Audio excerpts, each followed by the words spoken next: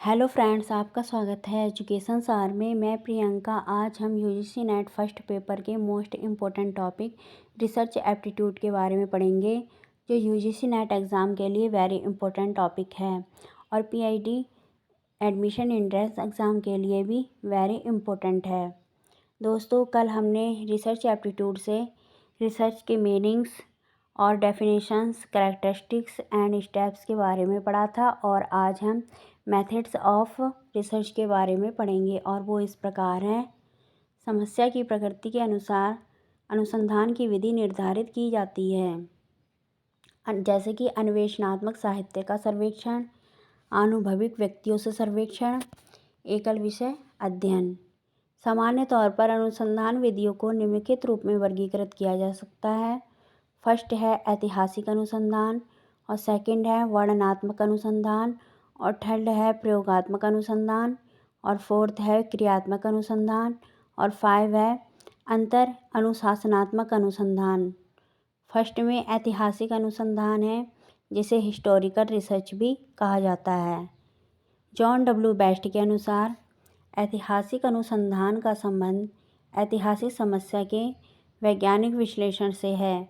इसके विभिन्न पद भूतकाल के संबंध में एक नई सूझ पैदा करते हैं, जिसका संबंध वर्तमान के भविष्य से होता है। इसका मूल उद्देश्य इस प्रकार है। फर्स्ट में है भूत के आधार पर वर्तमान को समझना और भविष्य के लिए सतर्क रहना, और सेकंड है शिक्षा, मनोविज्ञान अथवा सामाजिक विज्ञानों में चिंतन को नई दिशा देना, और थर्ड है भूतकालीन तथ्यों के प्रति जिज्ञासा की तृप्ति, और फोर्थ वर्तमान में सिद्धांत और क्रियाएं जो व्यवहार में हैं उनके उद्भव व विकास की परिस्थितियों का विश्लेषण। और इसके स्टेप्स इस प्रकार हैं। फर्स्ट में है आंकड़ों का संग्रह और सेकंड में है आंकड़ों का विश्लेषण और थर्ड में है उपरोक्त आधार पर तथ्यों का विश्लेषण एवं रिपोर्ट। ऐतिहासिक अनुसंधान के क्षेत्र में निम्नलिखित बातों को शामिल किया जा सकता है। फर्स्ट है शिक्षा शास्त्रियों व मनोवैज्ञानिकों को सुझाव और सेकंड है प्रयोगशाला एवं समस्याओं द्वारा किए गए व्यवहारिक कार्य और थर्ड है विभिन्न समय अवधि में विचारों के बदलाव व विकास की स्थिति और फोर्थ है विशेष प्रकार की विचारधारा का प्रभाव व उसके स्रोत और 5 है पुस्तक सूची की तैयारी। सेकंड है वर्णनात्मक अनुसंधान, जिसे डिस्क्रिप्टिव रिसर्च भी कहा जाता है। इसमें फर्स्ट है इसके अंतर्गत स्पष्ट परिभाषित समस्या पर कार्य किया जाता है। ये विशेष सरल एवं अत्यंत कठिन दोनों प्रकार का हो सकता है। सेकंड, यह क्या है ये को स्पष्ट करता है। इसके अंतर्गत समस्या समाधान हेतु उपयोगी सूचना प्राप्त करते हैं और इसके लिए कल्पनापूर्ण नियोजन आवश्यक है। और इसका थर्ड है यह अनुसंधान संख्यात्मक एवं गुणात्मक दोनों हो सकता है। वर्णनात्मक अनुसंधान के उद्देश्य क्या होते हैं? इसका फर्स्ट है भविष्य के लिए रिसर्च के प्राथमिक अध्ययन में सहायता करना। सेकंड है मनोवैज्ञानिक विशेषताओं से परिचय प्राप्त करना और शैक्षिक नियोजन में सहायता करना, और थर्ड है मानव व्यवहार के विभिन्न पक्षों की जानकारी प्राप्त करना। वर्णनात्मक अनुसंधान के निम्नलिखित चरण हैं। फर्स्ट है अनुसंधान समस्या का कथन और सेकंड है यह निर्धारित करना कि समस्या सर्वेक्षण अनुसंधान के उपयुक्त है या नहीं, और थर्ड है उचित सर्वेक्षण विधि का चुनाव, और फोर्थ सर्वेक्षण के उद्देश्यों का निर्धारण, और 5 सर्वेक्षण की सफलता का निर्धारण, और 6 है आंकड़े प्राप्त करने का अभिकल्प, और 7 आंकड़ों का संग्रह, और 8 आंकड़ों का विश्लेषण, और 9 प्रतिवेदन तैयार करना। वर्णनात्मक अनुसंधान के प्रकार क्या हैं? फर्स्ट है सर्वेक्षण अध्ययन, और सेकंड अंतर संबंधों का अध्ययन, और थर्ड विकासात्मक अध्ययन, और थर्ड है प्रयोगात्मक अनुसंधान। इसको एक्सपेरिमेंटल रिसर्च भी कहा जाता है। इसके फर्स्ट में है यह ऐसी विधि है जिसमें हम किसी सूक्ष्म समस्या का समाधान प्रस्तुत कर सकते हैं यह विधि अर्थ एवं उपयोगिता की दृष्टि से व्यवहारिक है और इसमें इसकी ठल्ड में है,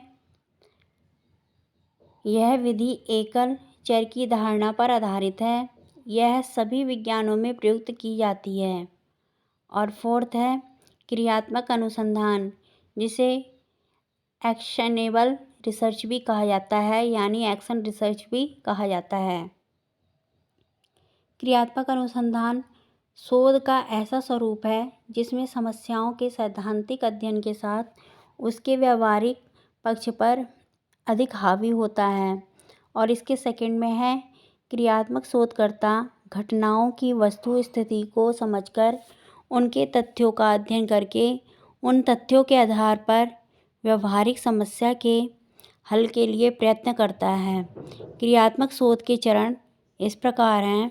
इसका फर्स्ट है समस्या का अभिज्ञान और सेकंड है कार्य के लिए प्रस्ताव पर विचार विमर्श और थर्ड है क्रियात्मक परिकल्पना का निर्माण करना और फोर्थ परिकल्पना की जांच करना और 5 योजना का क्रियान्वयन व तथ्य संकलन और 6 है तथ्यों का वर्गीकरण विश्लेषण व व्याख्या और 7 है सुझाव।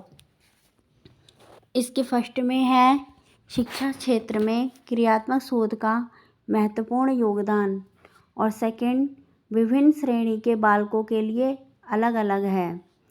इस तरह का पाठ्यक्रम निर्धारित करना, बदलाव लाने या उसे समय के अनुरूप करने का कार्य क्रियात्मक शोध द्वारा किया जाता है।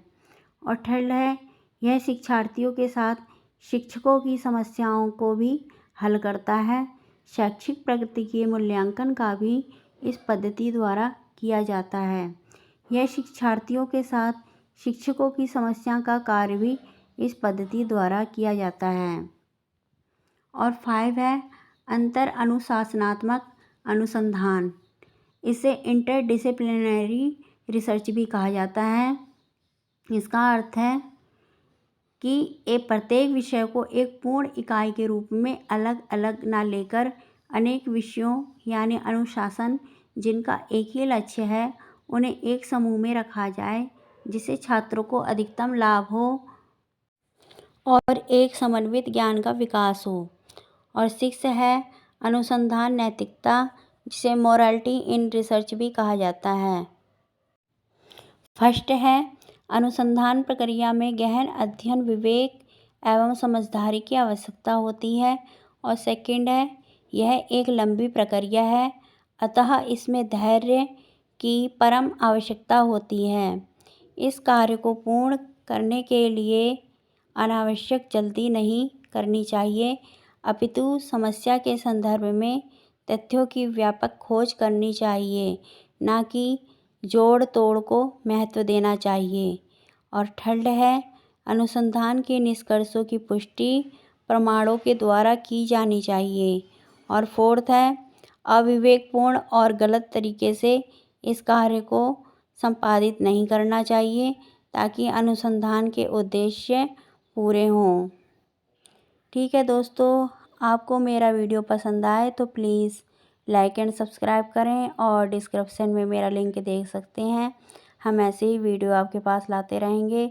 और दोस्तों, ये यूजीसी नेट एग्ज़ाम के लिए वेरी इंपॉर्टेंट टॉपिक है, इसलिए इसे ध्यान से पढ़ने की बहुत ज़रूरत है। दोस्तों, ये पीएचडी एंट्रेंस एग्ज़ाम के लिए भी वेरी यूज़फुल है, क्योंकि इससे ही संबंधित क्वेश्चन पूछे जाते हैं पीएचडी एंट्रेंस एग्ज़ाम के लिए। ठीक है दोस्तों, अब मैं आपसे अलविदा लेना चाहती हूँ। बाय।